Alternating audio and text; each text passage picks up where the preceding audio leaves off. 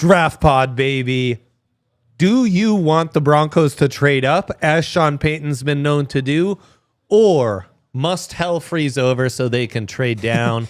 All sorts of stuff going on around the mock worlds. I give out some draft props. We see if there's anything to read into these early top 30 draft visits. Whole bunch going on starting now.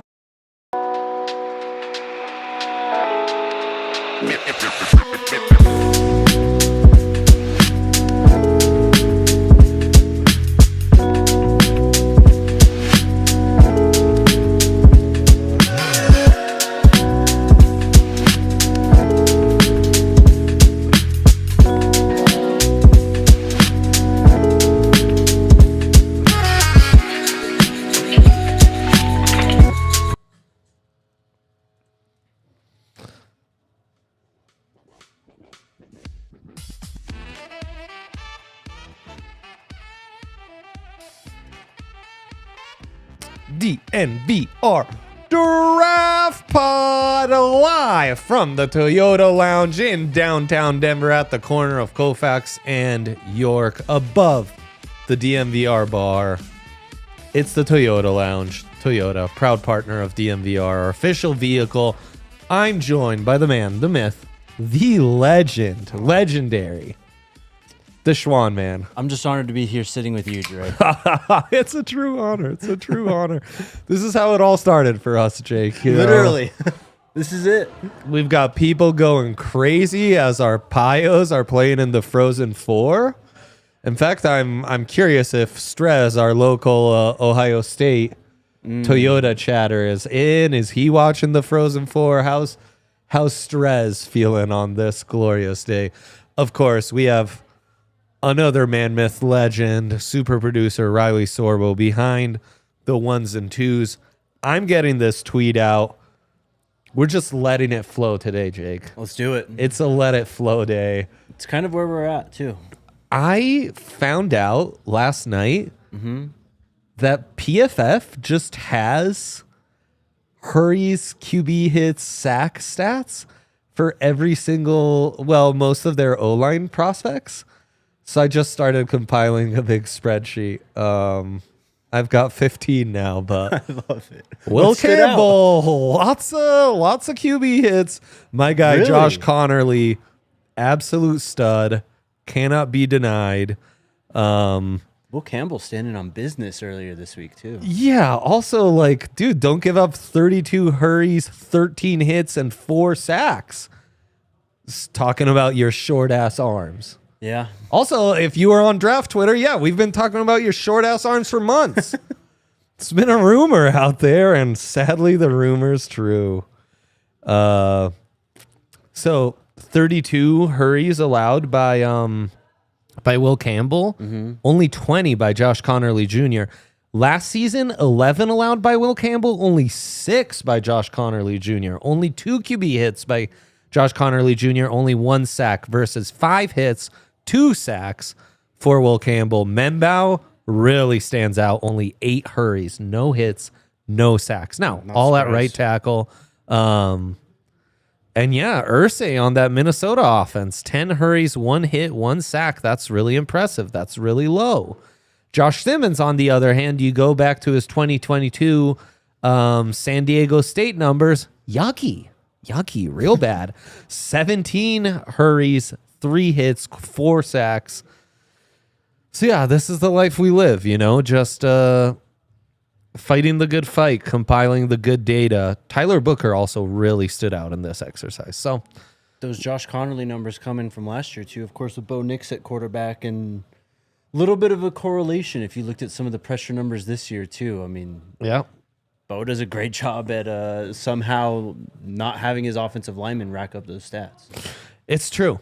And to Will Campbell's defense, that LSU offense, not such a great job. Jaden Daniels or no Jaden Daniels. Right. Because while Will Campbell's numbers look rough, his right tackle, Emory Jones, the one guy with prototypical measurements in this whole class, his numbers are disgusting, Jake, right? Everyone's in the 20s and 30s as far as QB hurries allowed on their career. Emory Jones allowed 23 just last year. 71 on his career. Oh, my God. Yeah. Oh, God, that's so Not good. Great. You're a nut, Emory Jones. So, yeah. Yep, that's what we've got going on here. Also, very disappointed in PFF. They don't have Marcus Bryant, Membau's left tackle. Yeah. Who grades out really high, but they don't have the stats for him. People are sleeping on Marcus Bryant. Really? Yeah. Is he the one? Was he at SMU before? God, you know ball so good. I think the Buffs were in on him too. Of course they were. That sounds so familiar. Yes. He had a phenomenal season. Yeah.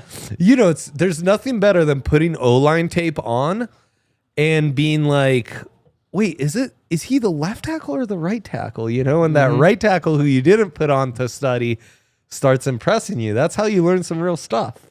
Love it. It's Your exactly own how observations. It is, you always find the gems when you're looking for something else. 100%. Who was your Oregon State cornerback that, like, you were doing statistical analysis at the time? Oregon State. Yeah, a little cornerback like Niedermeyer or something. When? In 2018? Oh, back in your SIS days, yeah. Oh, I can't remember. Okay. Well, no need to dwell on that. Bucky Brooks, more your guy than my guy, but we respect him. Of course. On NFL.com, releases a mock, and all we care about are the running backs. Jeanty goes 6th overall. Okay. Marion Hampton goes like 12th to the Cowboys. Okay. And the Broncos take Travion Henderson at 20. Just music to my ears. He's such a fit for the Broncos. He it's really crazy. Is. I mean, I think he's one of, if not the most perfect prospect for them at 20. He fills a need. He gives you something that you haven't had at running back since, Phil Lindsay with the speed dimension that he brings to the offense? I mean, gosh, and Phil wasn't exactly like a pure burner That's what I'm either, saying, you know? though. Like, when's the last time we had, like, burning speed out of that position? He can catch out of the backfield. Have we even talked about the pass pro stuff on this? Like, I don't know. I mean, it's like a wild, man. Have we talked about his pass pro yet on this show? Because holy You cow. have only mentioned it, but both as a receiver and as a pass protector, this guy's third down value is off the actual charts. Yes. Ohio State's second running back, right? Stellar freshman. Kind of falls off a cliff. They bring in Quinshon Judkins, big time transfer from Ole Miss, to kind of have some insurance. And then Travion, am I saying his name right? I think so. Good for me. Kind of becomes the star of that entire offense with Jeremiah Smith in that playoff run that they had, obviously going to the Natty. His fit is so fantastic.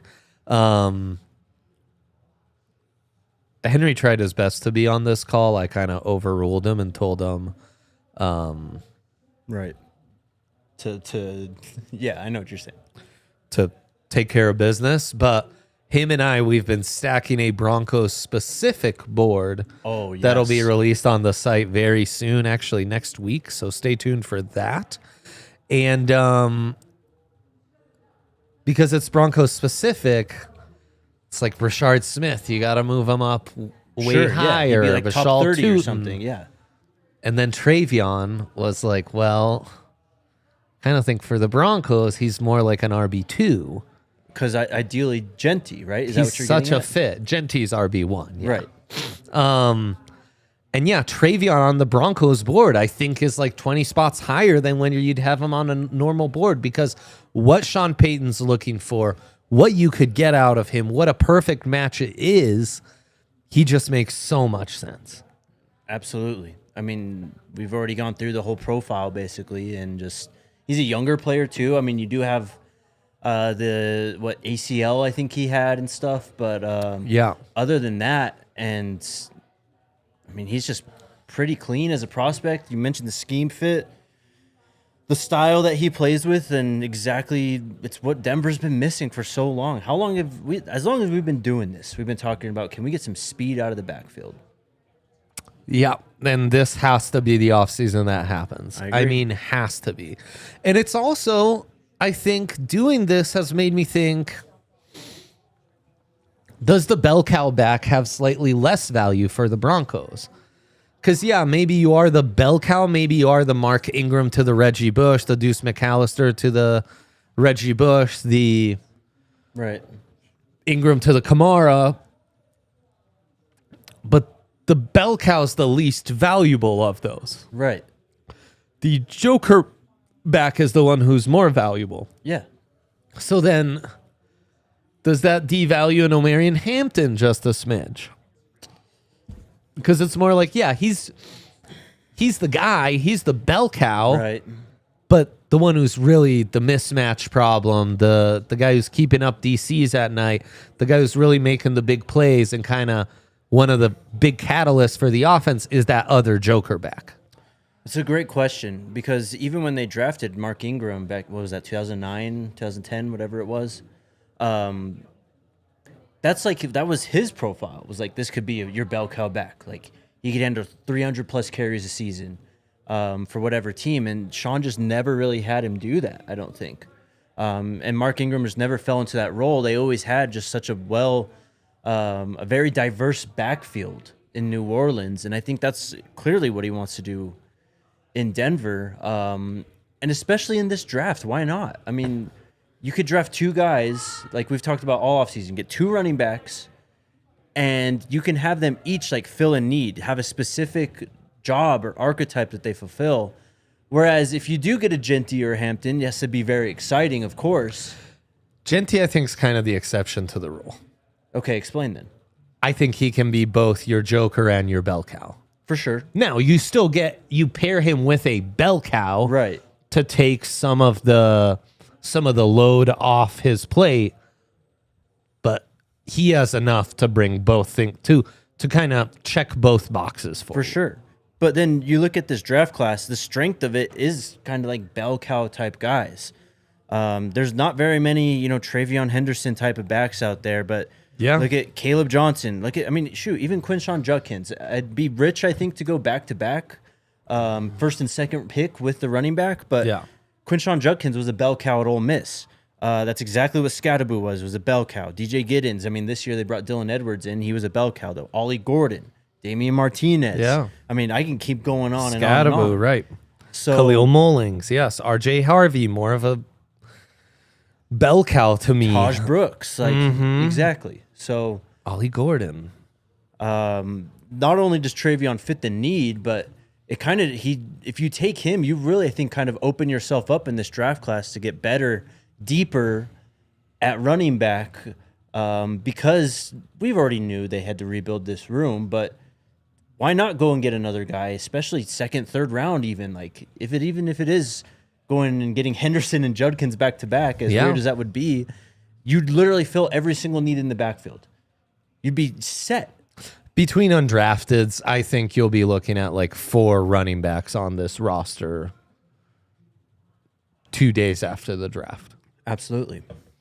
And then, at best, 2 of those guys actually make the roster. Maybe one makes the practice squad and you hold on to 3 of those 4. Right. And that'll override is it Blake Martinez? No, who's the Memphis running back they got?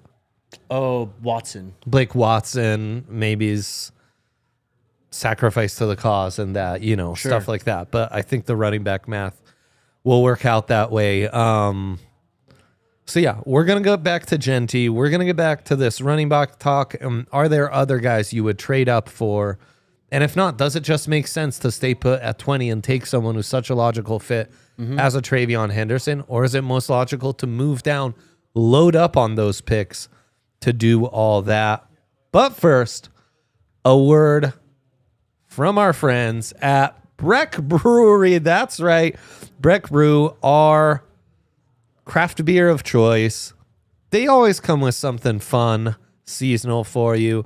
And Breck Brew right now has their new West Coast style IPA Ridge Runner.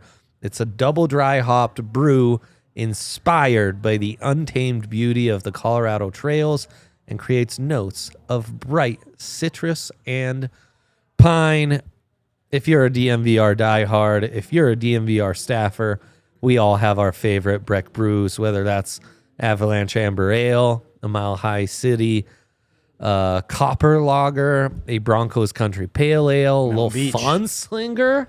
Mountain Beach. My guys in Mountain Beach. And of course, they also offer Good Company hard seltzer. You guys know how much we love Breck Brewery at DNVR. Check out the beer locator at breckbrew.com to find a brew near you and see what kind of Breck offerings might be by you. And also shout out to our friends at Bet365. Bet365, man, starting to have more draft props.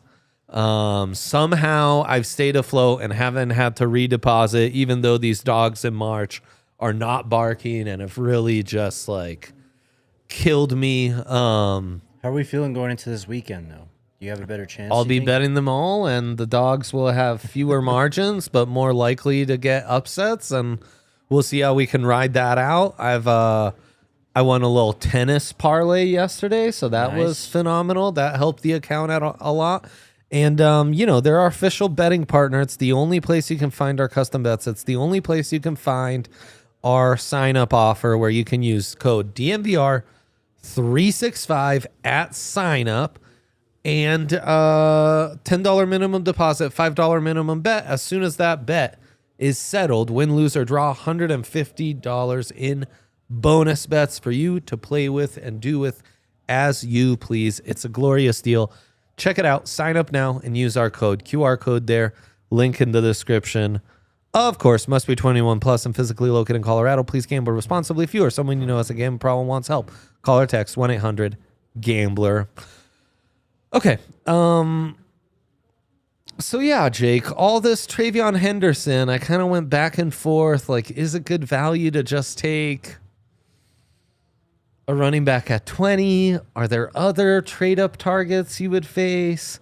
At this point, do you just trade up for Ashton Jeanty because he's such a phenomenal back? He's just incredible. He really is. When I go back to Jeanty, it's not even like watching tape. It's just like fun, you know? Yeah, no, it's and then watching how he moved yesterday at Pro Day, it's just like he's so clearly just different than everyone else. His start-stop is insane. Yes, and that's the stuff that keeps popping up on Twitter, like just him like making two guys miss in the hole. It's like, how does he even move like that? Like, I know it's Mountain West and whatever at this point, but it's like crazy. That is crazy lateral agility and quickness for a guy that size. Well, and you see it when he's like breaking tackles, someone will stop his momentum and then you'll just like pick back up and take off. It's like crazy. Yeah, and the way he turns the corner on guys is wild.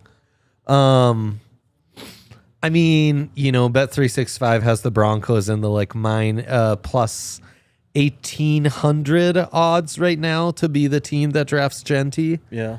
So, top 6 favorite, but outside of that, lots of teams with shorter odds, especially from that 6th pick to like the 12th pick. That's his range. It's going to be hard to survive those picks. Yeah. So if you're talking Broncos trade up, is it Jeanty and that's it? You're obviously a big proponent of wide receiver being an upgrade the Broncos should look at. And some are saying around the interwebs that, them kicking the tires on Diggs and Cooper Kupp. Right. It's maybe indicative of they too could see an upgrade wouldn't hurt the wide receiver room. So I also think Tetairoa McMillan could make a lot of sense as a trade-up target for the Broncos. Would Jihaad Campbell make sense? Because the more I study it, the more I think he's the clear-cut LB1 in this class. And outside of that, who else would you actually give up more draft capital to go up and get? Are the tight ends in the mix for you at all? I don't know about the tight ends at this point anymore. Yeah. Especially since you got Ingram. But just looking at, the consensus board and just some of these mock drafts and the guys going, 1 through 19, it's a lot of like, do you think they need offensive line? Would you like another edge rusher or like someone like Will Johnson? Like those are the kind of trade targets that come to mind. T-Mac for sure. A down lineman, I think, could make a lot of sense, but I don't think agree. trading up necessarily. No, and that's the thing is like I don't think there's really any prospect that excites me outside of like literally Jeanty, T-Mac. T-Mac, I think, makes sense. That's kind of it, really. And just like we were saying, I mean, Jeanty's got that range from what, like 6 to 12 that he's been mocked in consistently, starting with Vegas and going to Dallas. Yep. If he falls out of that, which I don't think is going to happen, I think, you sprint up there and you try to get to 13, 14, whatever it is, and try and get him. With T-Mac, I don't even know, like, where do you think he stands right now stock-wise? We talked about him last week quite a bit, but I think it'll be hard for him to slip out of the top 15. Do you think Golden goes before him? I do not. Because that would be the only scenario where I'd see him falling, is if, like, Golden goes ahead of him at, I don't know, say 14 to the Colts or something, you know?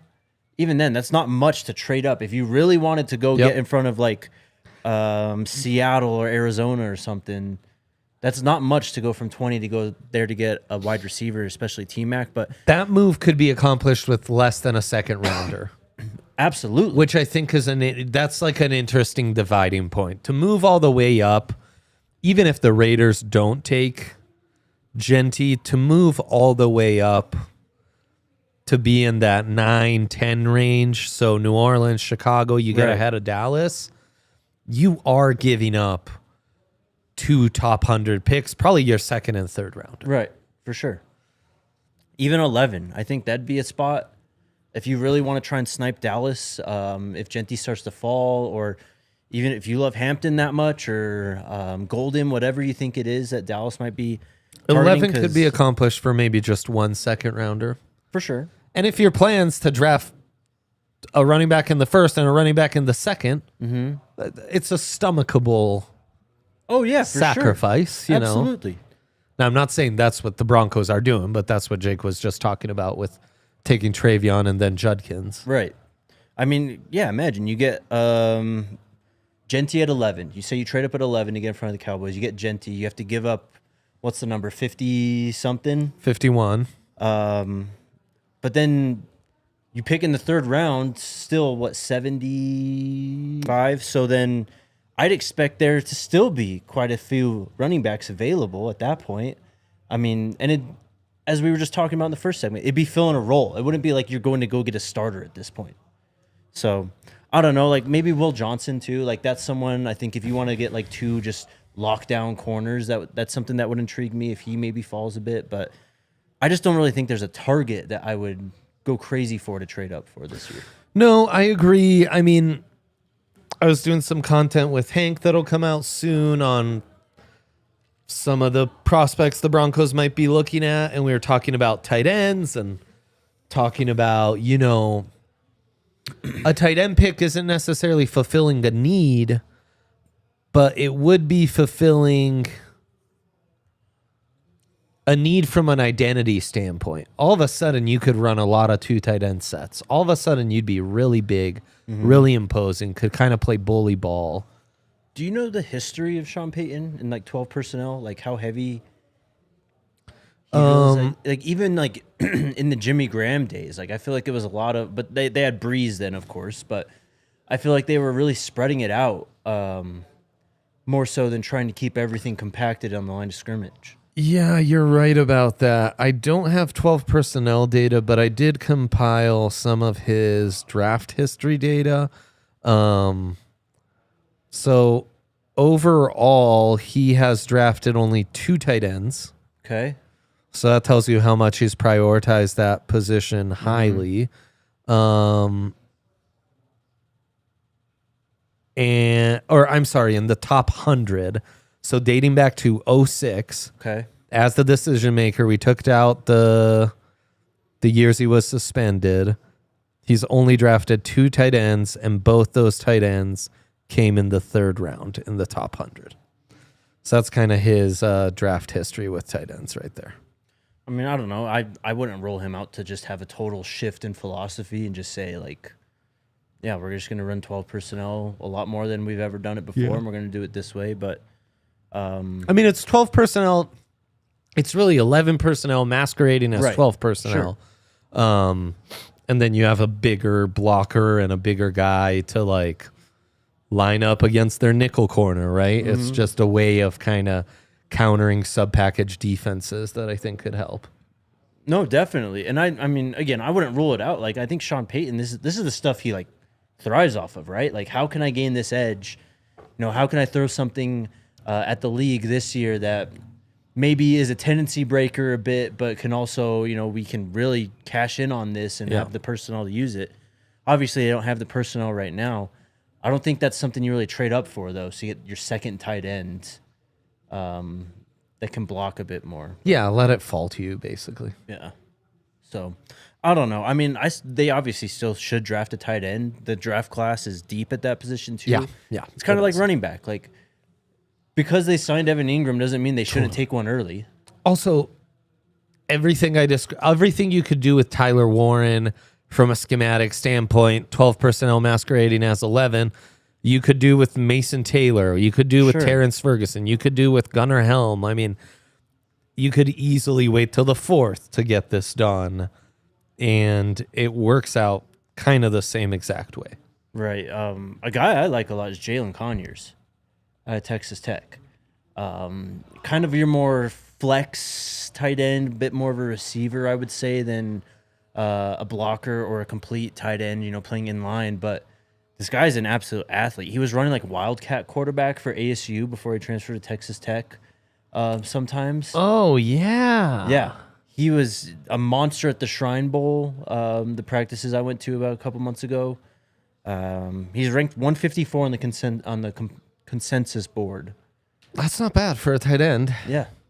Yeah, I also think like they're gonna start exploring all sorts of guys like that. Like one guy they've brought in for a top 30 visit is Washington tight end Kileki Latu. Yes, it is Letu Latu's brother. Okay. I forget, he was at another program, then was at Nevada, then came to Washington, had pretty good stats, but he's like a raw tight end who could use another year of development. Cal, Nevada, then Washington. There you go. And, I wonder, like, could they go after someone like that? I thought Thomas Fidone, the Nebraska tight end, sneaky, is pretty damn talented and could be a really nice fit. And that's where I'd kind of...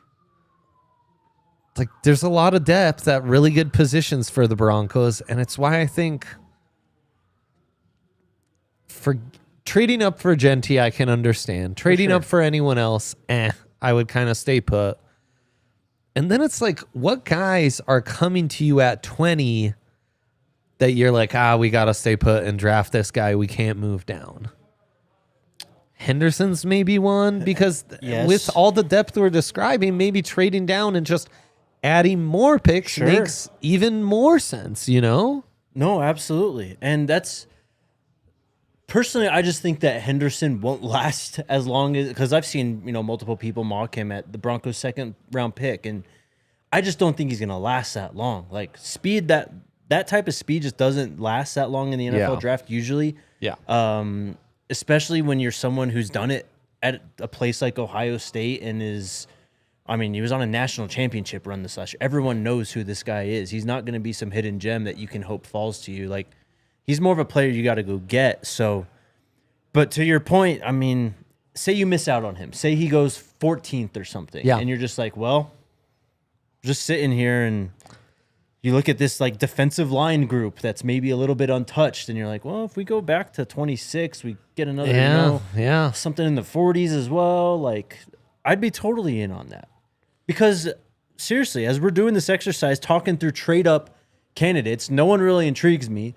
At 20, it's like, well, I love Henderson. That's pretty much it. Like, yeah, T-Mac would be a dream. So if he's gone, then why not trade down? Especially with how deep the draft is at these positions of need that we've talked about all offseason. Running back, tight end, linebacker. I mean, I don't know if linebacker's that deep, but... yeah, and I mean, wide receiver's still reasonably deep. This came up on Twitter recently, I saw too. Like, or I think this was actually Scott and I talking about this. Like, People are sleeping on the depth of this wide receiver class, I think. And I think a it's little because bit. A little bit. I'd maybe agree. we don't have the headliners in the last. Like I wouldn't expect 5 first-round wide receivers, and maybe that's why people aren't as excited about Also, it. the depth's kind of been wild the last several years, where it's like, whoa, Troy Franklin's available in the early fourth. You know, like, right. But like the show we did last week, going through all those wide receivers, like top 100 type guys, like there's so many of them that I think would fit this offense and could make this team better, like day one. And yeah, if you miss out on your targets at 20, trading back, I'm all for it this year. Yeah, for sure. We're going to break into what you would try to get with a trade back, how you try to use that on the other side of this break right here. Of course, got to shout out Toyota. Look at that Toyota model car behind us in the Toyota studio, chatting with the Toyota chat. Toyota, man, they're all about us. We are all about them. And they're perfect. They're perfect for our DNVR family. They're a phenomenal family car. Phenomenal. I mean, ask Adam Maris about his experience with Toyota and his family. They love it. They swear by it. The safety, the convenience. It's been amazing. And they're Colorado through and through. Such a great car to have out here. Perfectly suited for any and all weather. Perfectly suited to drive up, get lost in the mountains. You know, trucks, SUVs, so many great offerings. An environmentally conscious, environmentally friendly car company. So many different hybrids, hybrid vehicles, and electric zero emission type cars. So that's great. And just like a phenomenal company as we've observed firsthand to work with. So would highly recommend visit your Front Range Toyota stores at a location near you. AutoNation Toyota, Arapahoe and Centennial, Corwin Toyota in Boulder, Groove Toyota in Littleton, Mountain States Toyota in Denver, Stevenson Toyota East in Aurora, and Stevenson Toyota West in Lakewood. Toyota, official automotive partner of the NFL and the official vehicle of DNVR. Toyota, you know the deal. Let's go places. And a shout out to a new partner for us at the Draft Pod, but a partner at DNVR for a minute here. Our good friends at Lucy, 100% pure nicotine, always tobacco free.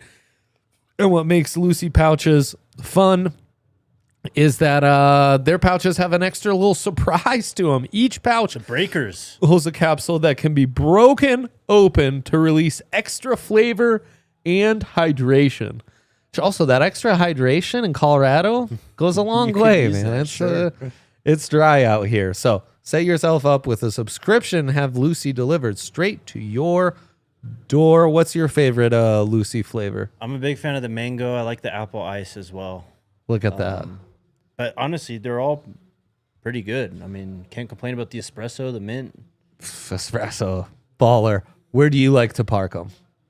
I'm a upper decker type of dude. Yeah. Upper deck. You gotta watch out for those ladies. Ask your guy where they park their Lucy's first, because those upper deckers, they're bad business. Let's level up your nicotine routine with Lucy. Go to lucy.co/DNVR and use promo code DNVR to get 20% off your first order. Lucy has a 30-day refund policy if you change your mind. Again, that's lucy.co and use code DNVR to get 20% off. And here comes the fine print. Lucy products are only for adults of legal age, and every order is age verified. Warning, this product contains nicotine. Nicotine is an addictive chemical. Okay, Jake.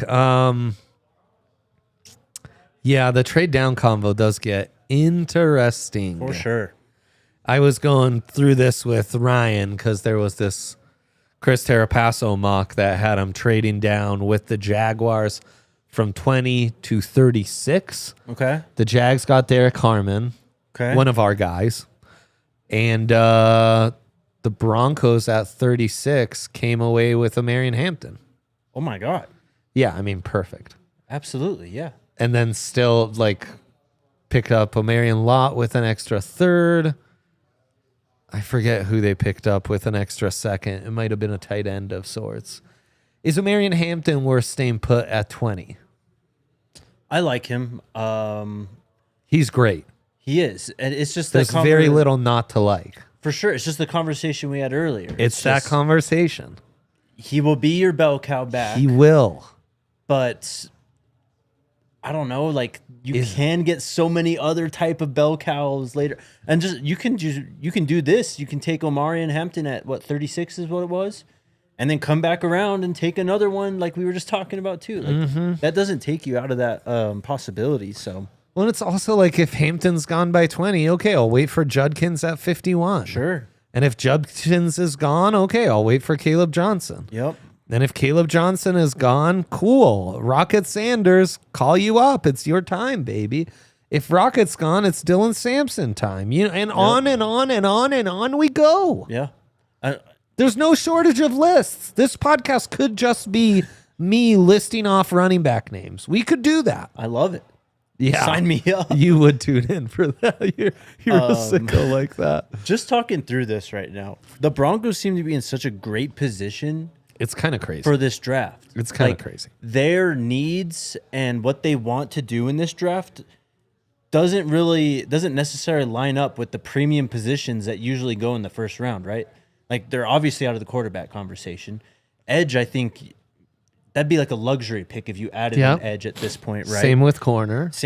You don't need a tackle. Same with offensive tackle, right? So wide receiver, we've had that combo multiple times. They're in such a good position to really just play the board on that draft day. On Thursday, you can just play the board. How does the draft fall? How does it fall compared to your needs? Maybe it is like it goes Jeanty, Henderson, Hampton as like your top 3 or something that you want on day one. Like, and if they're all gone before you pick, like absolutely just trade down, stack picks. I love where the Broncos sit coming into this draft. It's a really nice spot, and it's why I almost think Henderson, Jeanty, yes. After that, if Tet were to slip at 20, yes. For me personally, if Igbuka were to slip at 20, yes, I stay put. Me too. Jihaad Campbell's a really interesting combo. I mean, he'd be... The way the linebacker market went crazy. Right. And Alex Singleton, you only have him for one more year. Dre Greenlaw, I mean, and there's plenty of an ACL. Injury questions. Sure. Drew Sanders hasn't quite happened, No, I think that's a great point. I mean... He'd be hard to pass on, but because he'd be hard to pass on, I'm kind of betting he goes top 15. Right. And just from a Broncos standpoint, we've talked about this a lot too. They usually don't invest in that position, but they just did in free agency. Like, we could be seeing a slight change in philosophy, at least compared to the norm with what we've seen from this team.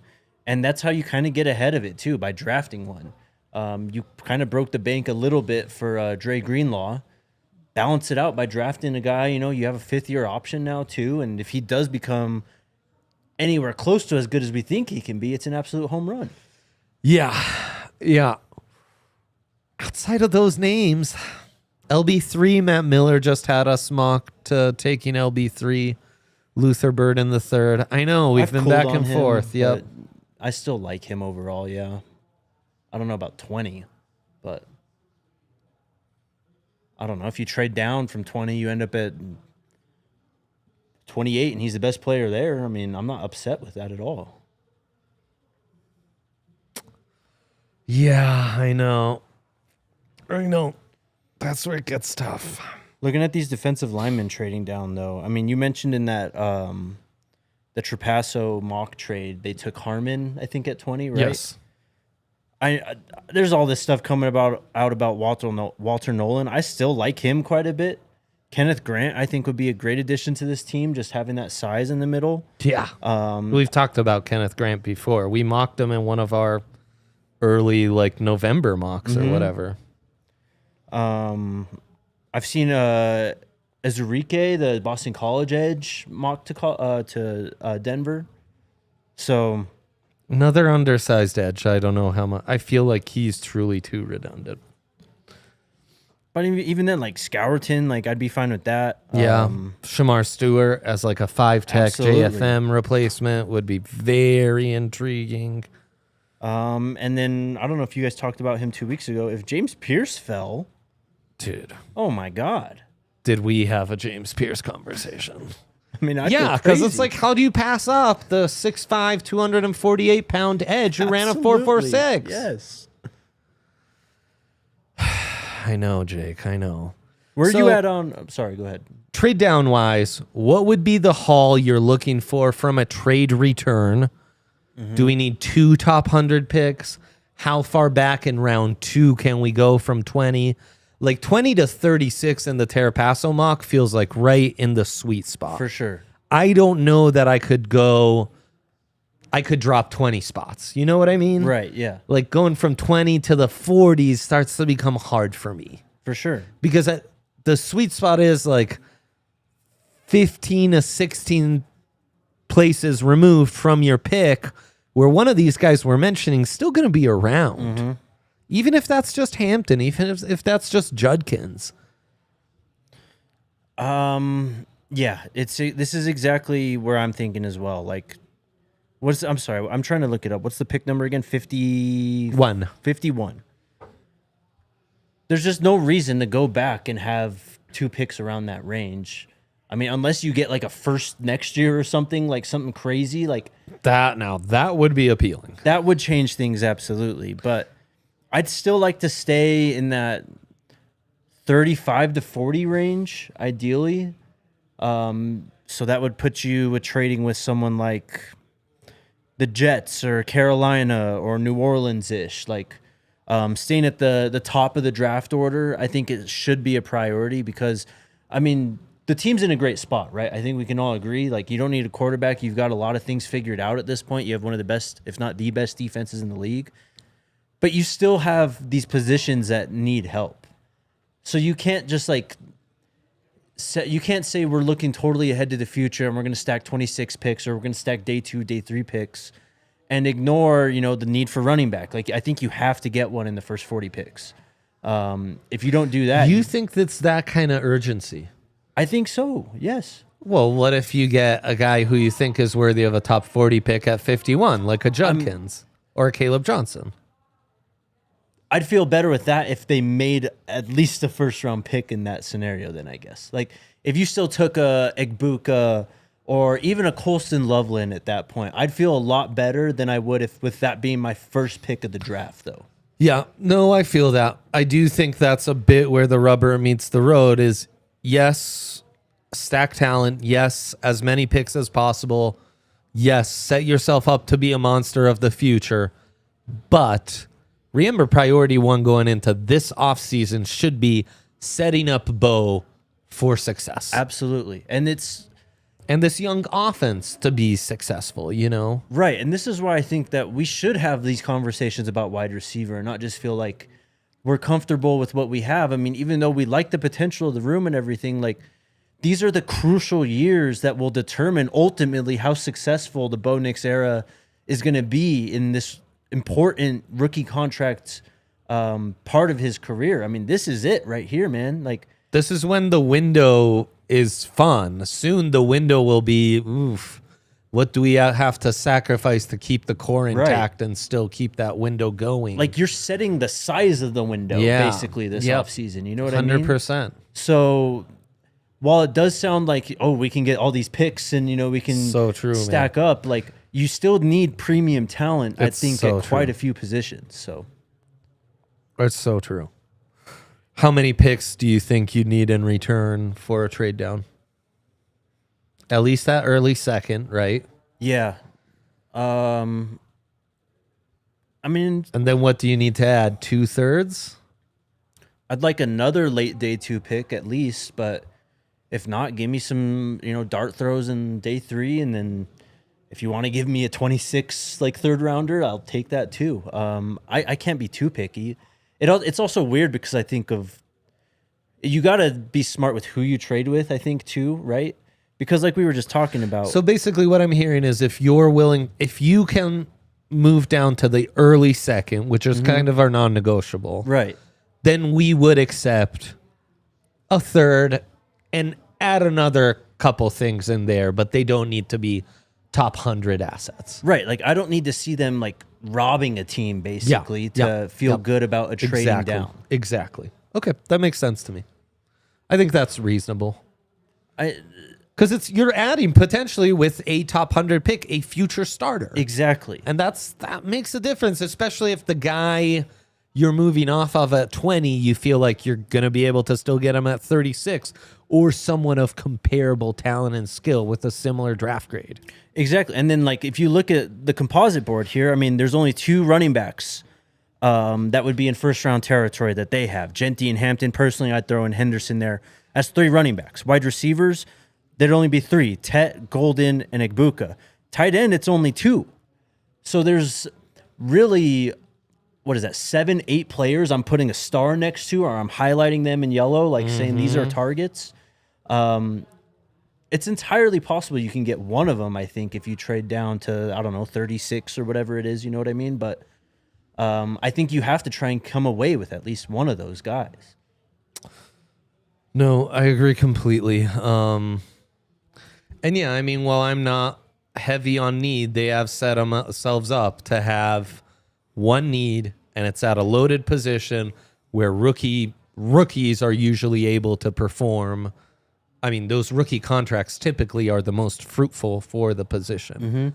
So yeah, they're set up to have at least one top 100 running back, probably more like a top 51 running back. And then the rest you kind of let fall into place. Right. And like to Jose's point in the comments there, like the wide receiver market's going crazy. Yeah. If you want to get ahead of it, draft one. It's cost controlled for 4 to 5 years. No, it's true. It's true. Let's run through some fun draft props at Bet365. Riley, feel free to interrupt with any good questions that you're seeing from the Toyota chat. Always love how you guys are engaged. Please leave us a thumbs up. And then if we have some time, we'll look at a few of these top 30 visits and if we read anything to it. Props I find interesting that are up right now. Okay. Odds for the number 2 overall pick. Oof. Oh, man. So Abdul Carter jumped in the minus 400s yet last night. Really? And Shedeur to the plus 400s. It's simmered down to where Abdul Carter's minus 250 now, Shedeur's plus 350. Okay. I think this is all smoke. In terms of Shedeur being very appealing. I agree. And I also think Travis at plus 550 should not be overlooked. I think he makes way more sense than Abdul Carter. So Scotty and I have been arguing about this all week, about the second overall pick and what they should do and whether or not they should take Shedeur. Scott Proctor, Jake's co-host on the Buff Show, if you haven't tuned into Buffs before. And I think Scott would argue it's fantastic. And I'm not trying to hate on it. I think Stefanski would be a great coach for Shedeur and all that. Hell yeah. I just wonder if the dead cap, you're already looking at the dead cap of the Deshaun Watson contract, even though he's not cut yet. You still got to pay him more than half of his contract, which is fully guaranteed, by the way. Does that would you factor that into selecting a quarterback this year? Because honestly, that does affect the ultimate like ceiling of what you're going to be able to build for the team for at least the next 2 to 3 years. Like, are you already resetting the clock while you have that contract? Like, it'd be way more severe than what the Broncos did last offseason. I think you have to. I don't think you can keep living in limbo and just let this cap situation get better. But no, I know you could, premium but the decision makers making those decisions are about to get fired if they keep doing that. You know? Sure. But like Stefanski might not have a job in a year. Well, I think Stefanski's more safe than the GM, though, personally. Well, true. But I mean, that GM might really be feeling the urgency. Sure. And I hear you from, I mean, that's my dilemma with that pick. So I don't know. I mean, I like the value for Shedeur there, if that says anything, I guess. Abdul Carter, they just had a dominant defense and dominant defensive front for a minute. They have Myles Garrett. They need another one? Well, and Scott and I, as we were talking about this yesterday, I don't. Can you name the edge rusher starting across from Myles Garrett? At least according to our lads right now for the Browns. No, Do you have any idea who it is? No. Who is it? It is Isaiah McGuire or Joe Tryon-Sharinka or maybe Marcus Haynes. Yeah, I mean, you are setting yourself up to have a need for that. So, and as we know with Von Miller, once you put someone elite opposite Vaughn, Exactly. the whole defense unlocked. That being said, though, they do only have one healthy quarterback, and it's Kenny Pickett. So I'm just saying. Okay, a few months ago on this podcast, I alluded to this. The first offensive lineman to be drafted. At the time, Will Campbell was in the minus. Armand Membao was in the plus. I said I would bet Membao here. They have flipped to where Will Campbell is plus 160. Membao's minus 180. nice. Kelvin Banks plus 550. I do not think should be overlooked. Okay. And Josh Connerly Jr. plus 7,500. Just criminal. But yeah, I mean, I hope you guys got in when Membao was the bet to get in on. Do you agree with that? You think Membao's locked in as O lineman 1 right now? I think so. I mean, and this Because is some mocks are still, they didn't get the memo yet. They didn't. It's like Will Campbell. He didn't realize that his arm length has been an issue for years, actually. right. Also, like, what do you have to say for yourself for the sacks you allowed this season? What do you have to say for yourself about the South Carolina game? Can I bring something up about Will Campbell? Please. So I've thought this watching him, and I've kind of honestly just been too scared to say it. I think many of us have felt this way, and now we're all slowly the movement of like, Will Campbell, you saw these deficiencies on tape, is starting to come to fruition, but the brave souls are only now standing up. Yes. So I saw this. I don't know who he does the show with, but Todd McShay was talking about this on The Ringer with his co-host about it. I feel the same. He looks so stiff to me. Stiff. He looks so stiff to me. And when you look at his stance, dude, it's like there's no bend in his stance. Like where's the like hip and knee flexibility? Like, and we're talking about moving this guy to guard. I know. Like if he can't get down on his stance, how is he going to play guard? I like his feet quite a bit. And that's the thing is like it's tough to like say these things without sounding like I'm hating. You know what I mean? And like, he's a good prospect. I think it's just I think he's limited, and people just say, oh, you can just slide if his arm length isn't going to work and he's getting burned around the edge, just kick him inside, like it's an automatic thing. And where I'm thinking like I don't know if it's that automatic. Like personally. Yeah. No, it's not that easy. And I mean, and all the time we're drafting O-linemen top 10. And then it's like, oh, we drafted J.C. Latham 6th overall. He's going to play left tackle as a rookie, even though he was a right tackle at Alabama. Right. Like, what? Yeah. What are you thinking with that? Right. Oh, Peter Skoronski. He was a left tackle at Northwestern. He has the arms to be a guard. But you know what we're doing? We're putting him at right tackle because that doesn't make any sense. How's that going to work out? Yes. Like, not well. Not well is how that's going to work out. So, like, I kind of worry about Will Campbell when it comes to going against guys like, I don't know, like a prime Von Miller, like a super quick, bendy edge rusher. Benito, a nice little bendy edge. Abdul Carter, Sure. TJ Watt, yes. Yeah. Yes. So, problems. I'm big on Armin Membo. That's all that aside, that's the point, I think. And again, that's a pure right tackle to me. Mm-hmm. Pure right tackle. So just know when you're drafting him 4th overall, Patriots, you are getting not a franchise blindside protector. You're getting a right tackle. And that's great. Can build a nice run scheme around your right tackle. But, how about linebacker 1, off ball? Jalen Walker is minus 600. Jihaad Campbell plus 425. I think all the values on Jihaad Campbell. I think Jalen Walker's drop-off is commencing. His big problem is he's too undersized to be an edge. Yeah. And as an off-ball linebacker, it's tough tape to evaluate because he's mostly just playing as a QB spy. It's the same thing I would have said about Drew Sanders coming out of Arkansas 2 years ago. It's the same kind of stuff I was saying about Kenneth Murray a few years ago when everyone was glazing the Chargers for taking him. Yep. I think you're right. I think in terms of true LB1, it is Campbell, for sure.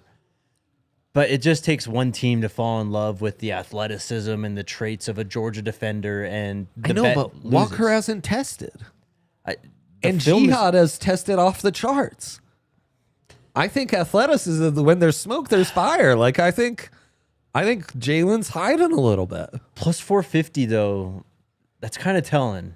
Well, I know, but sometimes I think on futures the book overreacts. I trust you, honestly. I do trust you on that. I think there's really good I'd value tail on this, the you Campbell guys. pick on that. I think there's really good value on this. I'm going to circle that. What about tight end 1? You think Colston Loveland could be the guy? Because the odds right now are minus 700 for Tyler Warren, plus 450 for Loveland. I think Loveland, there's a world, and like you're saying, it just takes one, where there definitely are teams that have him as a higher rated tight end. He's got a bit more of the special sauce, right? He's the Joker tight end versus more of your inline tight end. Right. And I could see that being appealing to a team, like the Colts. Say the Niners go another direction, then the Colts are looking at tight end 1, and they're kind of like, man, Loveland's our guy, so we're just going to take Loveland. And I think Field Yates actually had this stat. Someone on Twitter did. I can't remember who, but the Colts haven't had like a 400-yard tight end in like the last 7 years or something like that. I mean, post Dallas Clark, I can't remember anyone who's... They drafted Kobe Fleener really high, but that's about it, Right. Okay, and I thought this was interesting. A lot of positions don't have the second one to be taken, but D-line / edge we do have. So first D-lineman taken, Abdul Carter, heavy favorite. Second D-lineman taken, it's Mason Graham minus 550, Abdul Carter plus 900, and then Mikael Williams, Shamar Stewart plus 1,200, Kenneth Grant plus 1,600.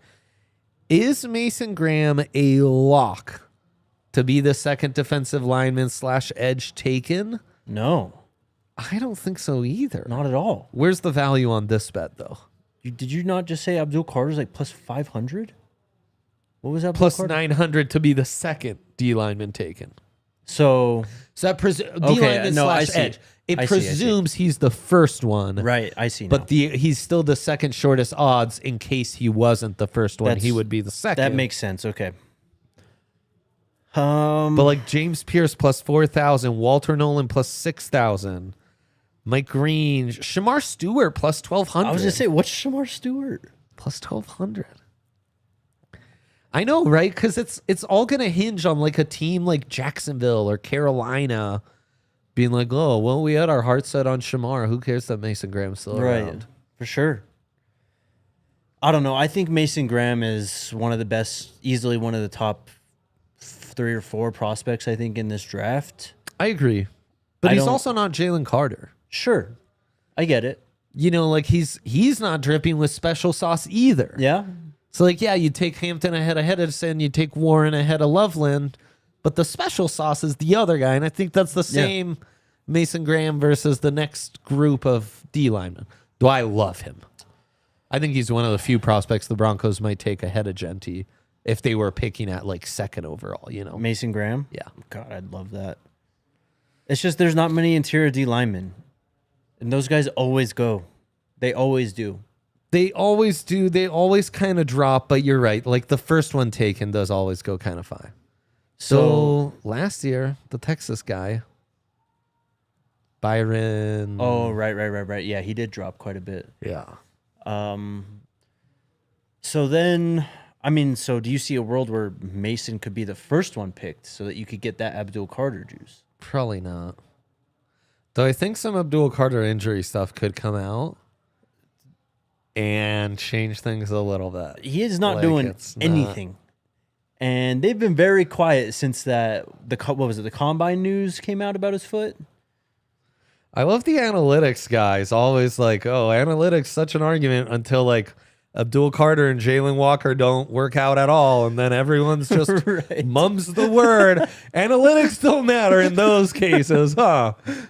It's interesting. It's pretty funny how fickle people get with the numbers and the analytics at times, and how they can tend to swear by it. But yeah, data points like this come up, pretty big data points, but they're just not like quantifiable statistically. And it's just like, well, this is what the data says. It's drove me crazy about Brock Bowers last year too.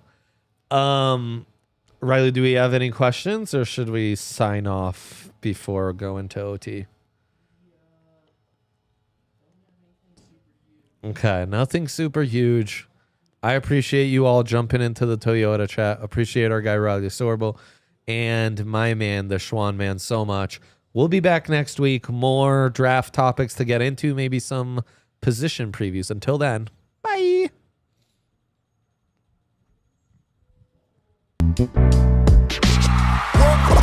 We all silly like the mayor.